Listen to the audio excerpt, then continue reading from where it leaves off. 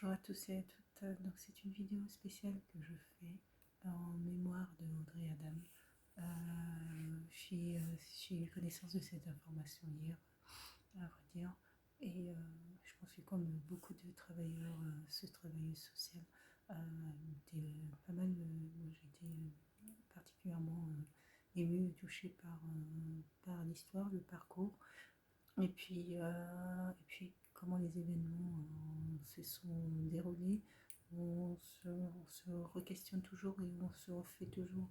En tout cas, j'ai essayé d'approfondir pour essayer de comprendre quel a été le fil, le déroulé en fait, des actions qui a amené au meurtre de cette jeune assistante sociale de 36 ans, mère de deux enfants. Euh, donc, pour essayer de comprendre, lorsqu'on est assistante de service social, lorsqu'on est travailleur social de manière générale, on est amené régulièrement à nous déplacer au domicile des personnes. Ça fait partie du travail social que d'accompagner dans le milieu de vie ordinaire de la personne. Et le milieu de vie, un des milieux de vie ordinaires, c'est le foyer. Lorsqu'on va chez une personne, cette personne nous accueille, généralement sur rendez-vous. Très rare exception, les visites à domicile qui ne sont pas organisées, elles sont systématiquement à 99% prévues sur rendez-vous. Donc il y a un accord de volonté des deux parties pour que le travailleur, la travailleuse sociale puisse se rendre au domicile de la personne qui généralement a accepté d'intégrer un programme d'accompagnement spécifique par une structure spécifique. Donc, qui est adhérent donc, du contrat et de l'accompagnement social qui est mis en place. Maintenant, maintenant il y a des facteurs extérieurs, des facteurs je dirais aléatoires que l'on ne peut pas maîtriser et qui font qu'il y ait des accompagnements sociaux qui se déroulent moins bien que d'autres. Des éléments, des facteurs qui peuvent expliquer, c'est notamment la dictologie ou la psychiatrie également. Même sans entrer dans la psychiatrie, il y a aussi les états dépressifs qui aussi peuvent engendrer des comportements, des attitudes que, en tant que travailleuse sociale, il ne nous est pas possible de pouvoir anticiper et maîtriser. Ce qui rend le facteur aléatoire de l'accompagnement social et le niveau qui augmente le niveau risque.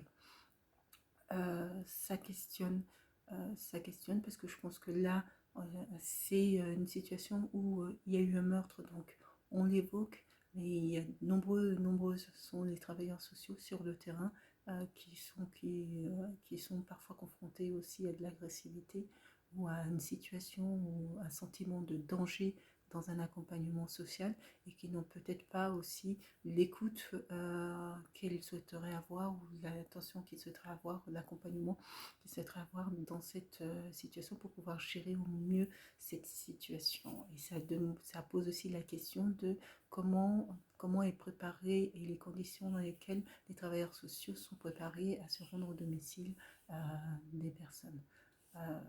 C'est voilà, l'histoire d'Audrey Adam est une histoire qui particulièrement qui nous interpelle en tant que travailleurs et travailleuses sociales et qui pose des questions puisque lorsqu'on fait le choix de faire ce travail d'assistance sociale, service social ou d'éducateur même, les éducateurs, les CESF également, bon, fait le choix de venir en aide aux personnes et venir en aide, c'est aussi voir le milieu de vie pour pouvoir les aider au mieux.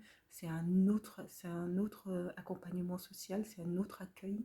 Une visite à domicile, ça ne prend pas une demi-heure généralement, sauf si on vient simplement récupérer des documents. Une visite à domicile, il faut compter à peu près 1 heure, voire 1 heure et demie, dans des situations où il faut aller soi-même aider à chercher des documents. C'est pas simple à gérer sur le plan psychologique pour le travailleur, le travail social, mais c'est aussi toute une procédure, un process à mettre en place pour que la visite à domicile puisse se passer au mieux possible. Quel est le facteur qui a pu engendrer cette escalade de violence pour ce monsieur âgé? Cette information, on n'aura pas finalement l'information qui a été déclencheur. Est-ce le fait d'avoir que sa femme ait été envoyée dans un établissement, la séparation avec son épouse qui a engendré un état éventuellement dépressif et de colère? Ça, on pourra pas le savoir. Le motif réel voilà, de ce comportement et pourquoi cet homme était-il armé? Euh, Ça, c'est des éléments d'information que, en tant que travailleur ou travailleuse sociale, il faille avoir à notre connaissance sur les éventualités, sur ce type d'éléments qui se trouvent au domicile de la personne. Comment se fait-il que cette personne avait une arme à feu à son domicile et qu'éventuellement, puisque c'était une personne âgée, aucun travailleur ou travailleuse sociale a pu en être alerté, même ne serait-ce que par l'épouse éventuellement, ou par quelqu'un d'autre de l'entourage de cette personne âgée. Euh, mais surtout, c'est véritablement qu'il qu'il faille, je pense, essayer de cerner au mieux possible, le plus possible, le facteur risque dans les visites à domicile pour protéger au mieux possible. Et lorsque une visite ou lorsque un sentiment de danger ou de risque important est élevé sur un accompagnement social, il faut peut-être aussi ne pas hésiter à solliciter un binôme, éventuellement des accompagnements sociaux ou pour les visites à domicile particulièrement. C'est plus pour la visite à domicile que ça puisse éventuellement être réalisé dans le cadre d'une visite à domicile avec une collègue. Voilà, pour ceux qui ont des collègues. Donc, sur ce, je pense qu'on a tous été, on est toutes un peu marquées par cette histoire. Il n'y a pas de mots, finalement. Il n'y a pas de mots. Donc, je vous souhaite bon courage à toutes et à tous dans tous les secteurs d'activité du social de manière générale, puisque je pense que c'est le social de manière générale qui est impacté et que ça doit re-questionner les modes d'intervention et les conditions des risques lors des interventions. Bonne journée.